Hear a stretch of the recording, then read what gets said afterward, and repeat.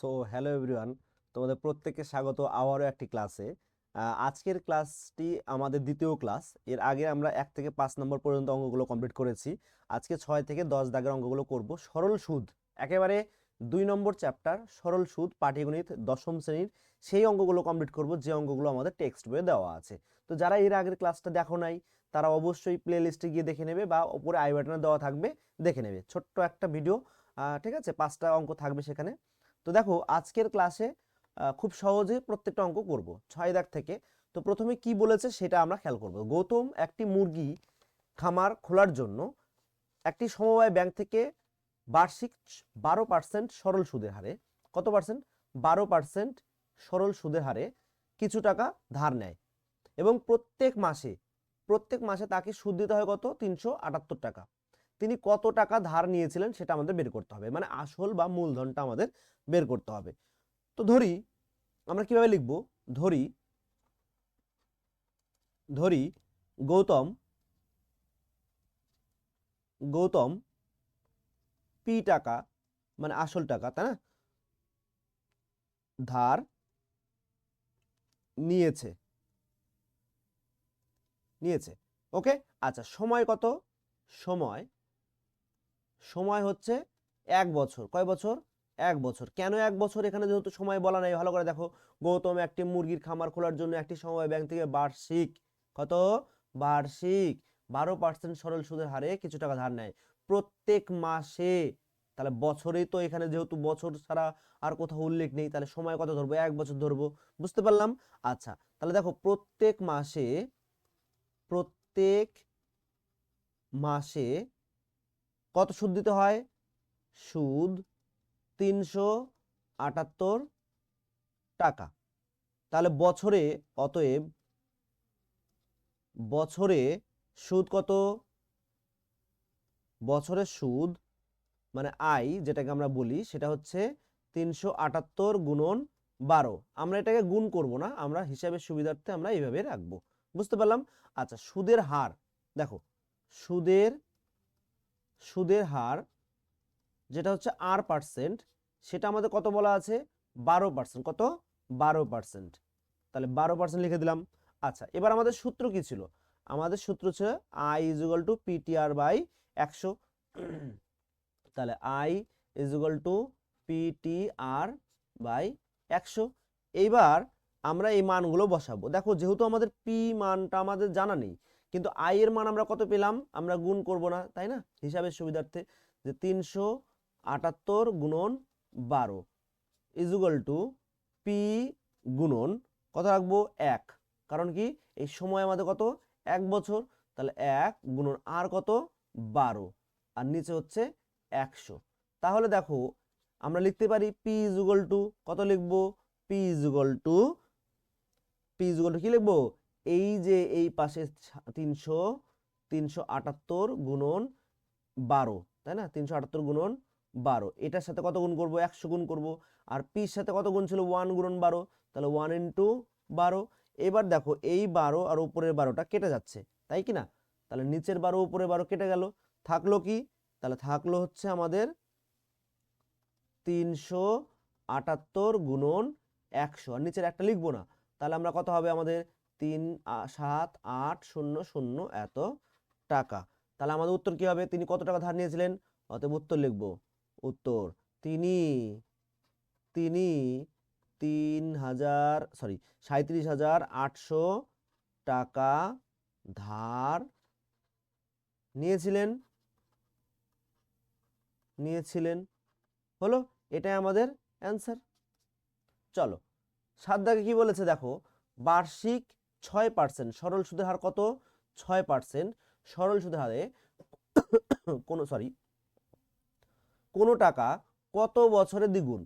তো আমাদের বছর যেহেতু চেয়েছে, কত বছর, আর দ্বিগুণ হবে মানে কি, যে টাকাটা আমাদের নেওয়া হবে সেই টাকাটা আমাদের সুদে আসলে কি হবে, দ্বিগুণ হবে।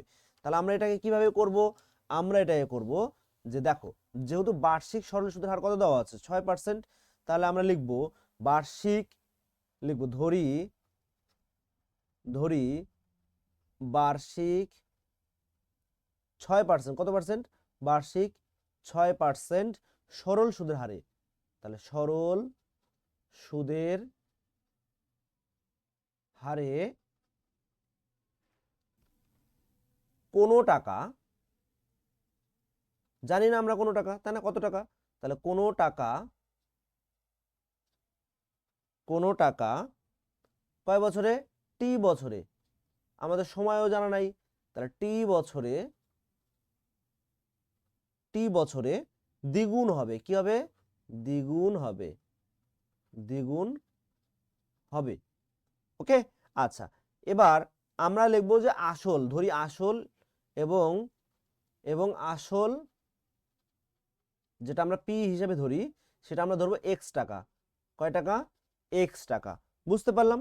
আচ্ছা, এবার দেখো আমরা সুদের যে সূত্রটা ছিল, সুদ যেটা হচ্ছে আমরা আই আকারে প্রকাশ করি, সেটা সূত্র কি ছিল, পি টি আর বাই 100। আচ্ছা, এবার পি এর জায়গায় আমরা কি বসাবো, এক্স বসাবো, কি বসাবো, এক্স গুণন টির জায়গায় কত, টির জায়গায় আমরা টি বসাবো, গুণন আর এর জায়গায় আমরা কি বসাবো, 6%, নিচে 100। তাহলে এবারে আমরা ভালো করে দেখো, খেয়াল করে প্রশ্ন মতে লিখবো, কি লিখবো, প্রশ্ন মতে, কেন লিখছি বোঝাচ্ছি।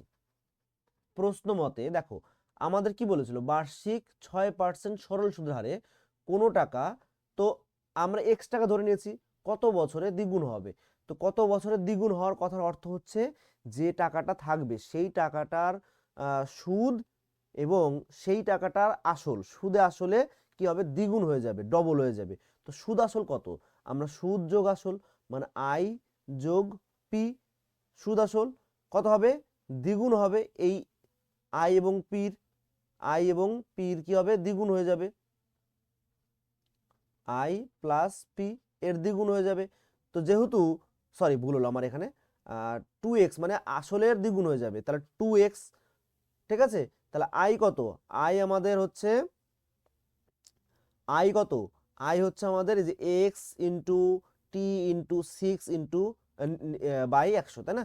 তাহলে এক্স লিখবো, এক্স গুণন টি গুণন 6 বাই 100, আর পি কত, এক্স ইজুগাল টু 2x, তাহলে দেখো এক্স ইন্টু টি ইন্টু 6, আর এই এক্সটা যদি আমি ওই পাশে নিয়ে যাই তাহলে সমান সমান ওই পাশে গেলে 2x মাইনাস এক্স, আর নিচে কত আছে, 100।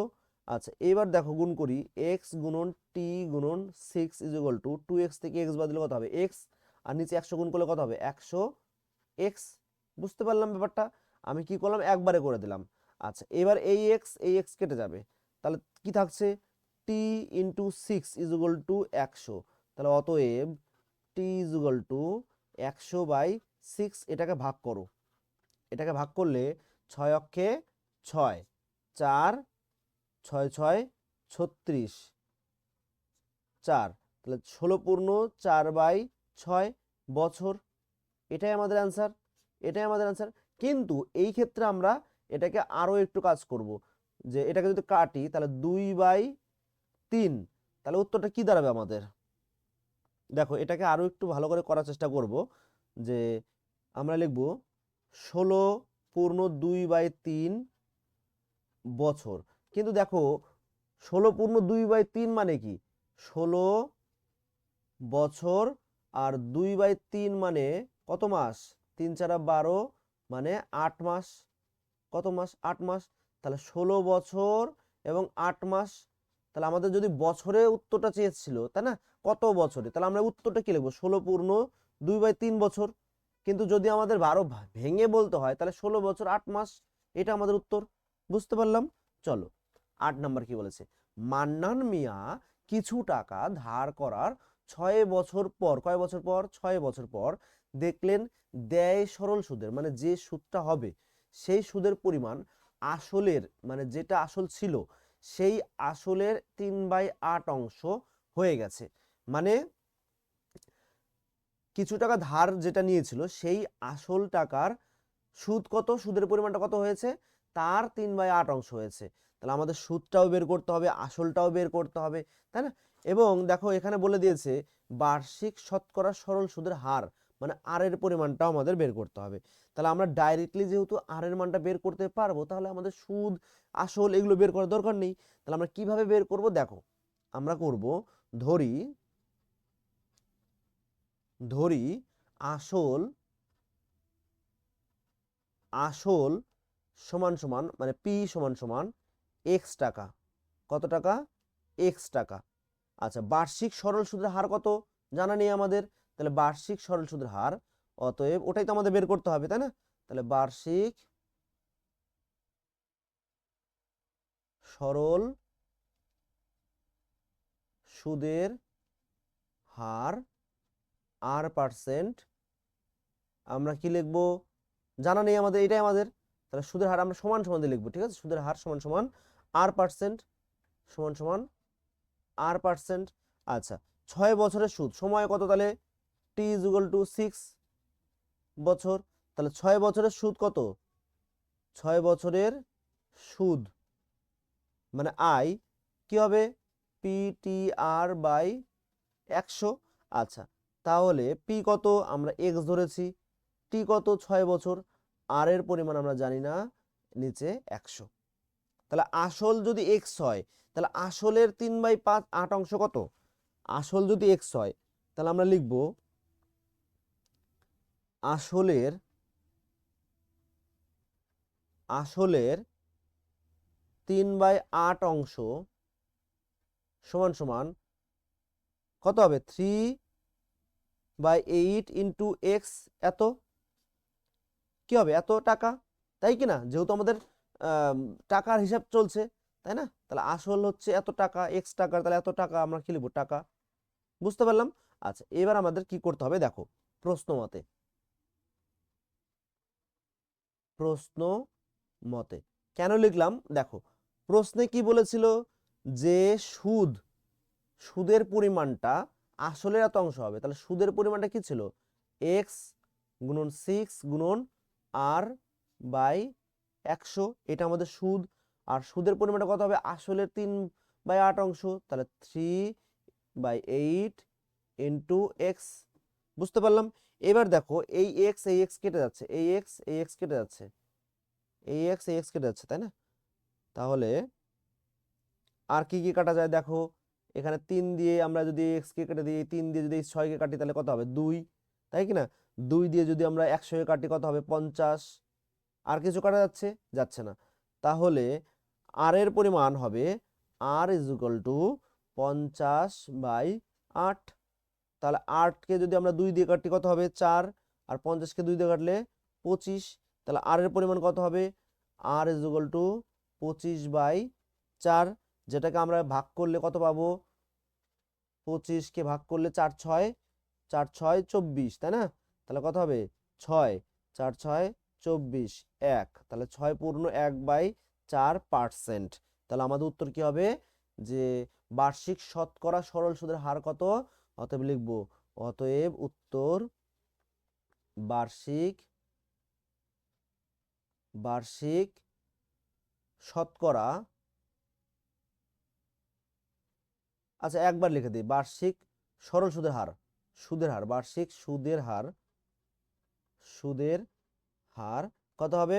6 পূর্ণ 1/4%, এটাই আমাদের আনসার। ওকে, চলো 9 দাগে কি বলেছে দেখো, একটি কৃষি সমবায় সমিতি তার সদস্যদের বার্ষিক 4%, কত পার্সেন্ট? 4% সরল সুদের হারে কৃষি ঋণ দেয়। তাহলে কৃষি সমবায় সমিতি কত দিচ্ছে? 4%। কিন্তু ব্যাংক থেকে টাকা ধার করলে সেইটা হবে 7.8% সুদ দিতে হয়। তাহলে সুদের হার কার কম? কৃষি সমবায় সমিতি।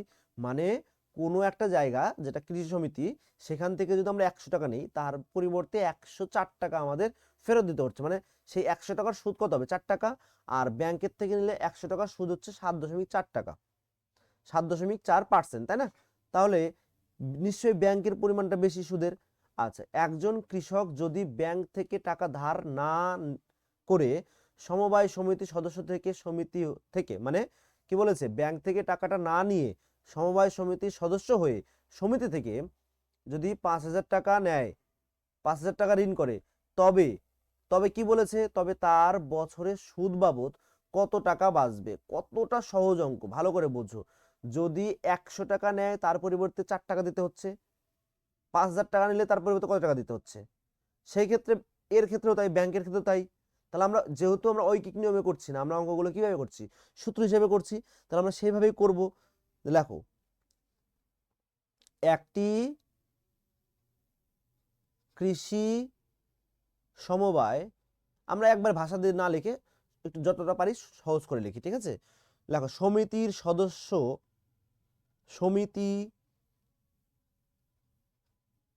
সমিতির সদস্য হয়ে সুদের হার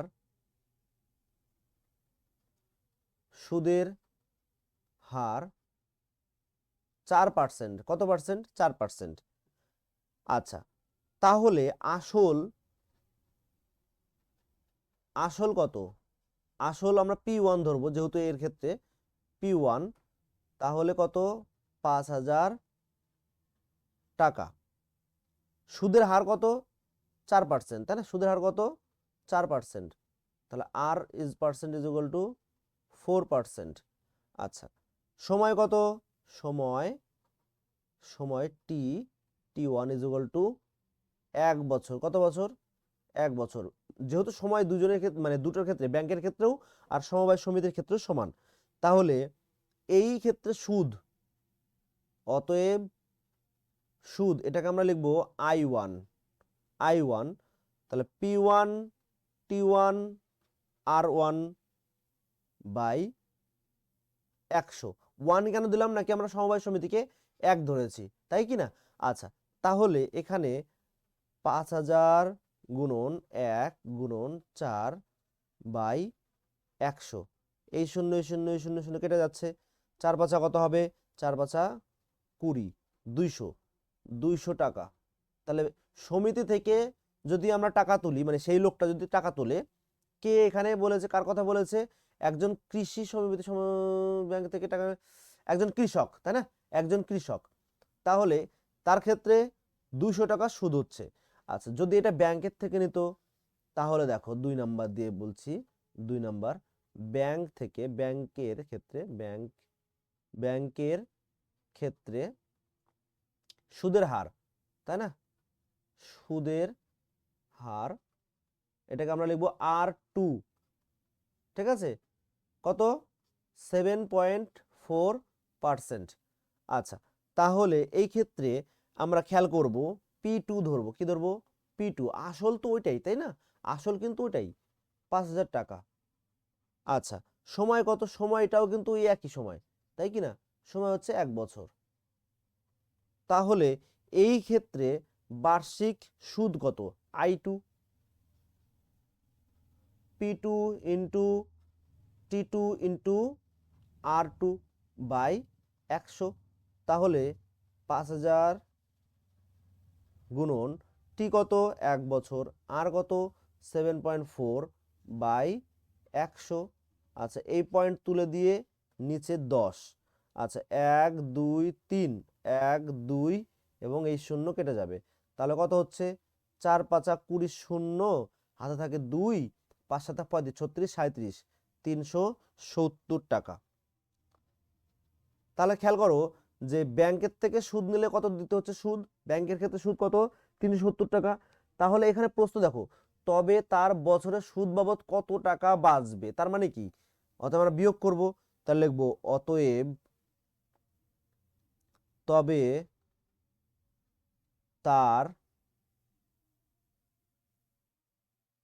তবে তার কি লিখবো? বছরে সুদ বাবদ 370 আর মাইনাস 200, তাই না? বিয়োগ করলে কত হচ্ছে? 170 টাকা বাঁচবে। এটা আমাদের আনসার। বুঝতে পারলাম? চলো, এই ক্লাসের শেষ অঙ্কটি হলো 10 দাগের এই অঙ্কটি। এর পরের ক্লাসে আমরা 11 থেকে পরের অঙ্কগুলো পার্ট বাই পার্ট করব, প্লে লিস্টে গিয়ে দেখে নেবে, ঠিক আছে? চলো 10 দাগে কি বলেছে, যদি 292 টাকার একদিনের সুদ, কয় দিনের, একদিনের সুদ 5 পয়সা হয়, তাহলে আসল এটা সময় টি, এটা হচ্ছে আই, তাহলে বার্ষিক, এবার বলেছে বছরে, বছরে শতকরা সরল সুদের হার বের করতে বলেছে। তো দেখো আমরা সুদের হার কত এটা আমরা জানি না, তাহলে বার্ষিক সরল সুদের হার, বার্ষিক বার্ষিক সরল সুদের হার R%, কত R%। আচ্ছা সময় কত, সময় বলে দিয়েছে, সময় টি সমান সমান একদিন, একদিন মানে কি 1/365 বছর, ওকে। আচ্ছা তারপরে বলেছে সুদ, সুদ কত, সুদ I = 5 পয়সা, 5 পয়সা, তো 5 পয়সা সমান সমান কি 5/100 টাকা হলো। আচ্ছা আসল কত, আসল পি সমান সমান কত আছে, আসল হচ্ছে 292 টাকা, কত 292 টাকা, ঠিক আছে। তাহলে আমাদের সূত্র অনুযায়ী কি হবে, I = PTR/100, তাহলে আমরা মানগুলো বসাবো। আচ্ছা তাহলে দেখো আই এর পরিমাণটা কত আমরা বের করব, আই এর পরিমাণ কত দেওয়া আছে, আই এর পরিমাণ দেওয়া আছে,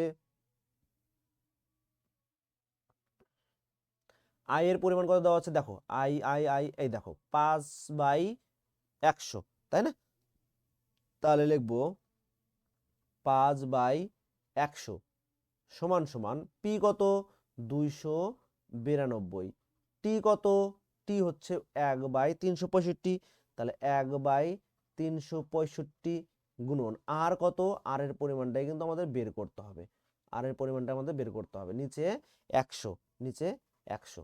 এইবার দেখো আমরা এটাকে যদি ক্যালকুলেশন করি, সুন্দর করে যদি বসাই, তাহলে কি হবে, তাহলে 5/100 সমান সমান 292 গুণন কি হবে আর বাই কি হবে, এখানে 1 ছিল, আমরা কি করব দেখো এই একটা কি হবে, ওয়ানটা উপরে থাকবে, গুণন আর বাই 100 গুণন 365, তো এটাই তো হবে আমাদের। তাহলে এবার 100 100 কেটে যাবে, 100 এই 100 এই 100 কেটে যাবে, কাটলো। আচ্ছা এবার তাহলে আমাদের কি হবে, অতএব লিখবো অতএব আর = 365, কারণ কি গুণ হয়ে যাবে, তাহলে 365 গুণন 5/292, কত হবে 292, তাহলে এটাকে যদি আমরা গুণ করি, গুণ করলে 5 5 25, কত হবে 5 5, আচ্ছা আমরা নিচে করি তাহলে আমাদের সুবিধা হবে, তাহলে দেখো 5 5 25, 5 6 30, 31 32, 2 হাতে থাকে 3, 3 5 15, 16 17 18, তাহলে কত হবে 18/292, এত পার্সেন্ট, এত পার্সেন্ট। এটাকে আমরা যদি ভাগ করি, ভাগ করলে আমাদের হচ্ছে 6 পূর্ণ 6 পূর্ণ, এটা তোমরা বাংলায় ভাগ করে নেবে, ঠিক আছে, এটা তোমাদের ভাগ হোমওয়ার্ক থাকলো, এটা তোমাদের হোমওয়ার্ক থাকলো, এটা ভাগ করবে, ভাগ করলে তোমাদের দাঁড়াবে 6 পূর্ণ 1/4%, ঠিক আছে। যারা যারা এই ভাগটা করতে পারছো না তারা কমেন্টে করবে, আমি তোমাদের আবার এই অঙ্কটা পুনরায় করে দেব, ঠিক আছে। ভাগটা খুবই সহজ, তোমরা এটা হোমওয়ার্ক করবে, ঠিক আছে। এর উত্তর এই পর্যন্তই। তো চলো এরপরের ক্লাসে আমরা 11 থেকে 14 দাগের অঙ্কগুলো কমপ্লিট করব, ঠিক আছে। থ্যাংক ইউ সো মাচ এই পর্যন্ত ভিডিওটি দেখার জন্য, এবং বন্ধুদের যদি মনে হয় এই ভিডিওটি উপকৃত হয়েছে তোমরা, তাহলে বন্ধুদের মধ্যে শেয়ার করে দেবে, ঠিক আছে। দেখা হচ্ছে পরের ক্লাসে।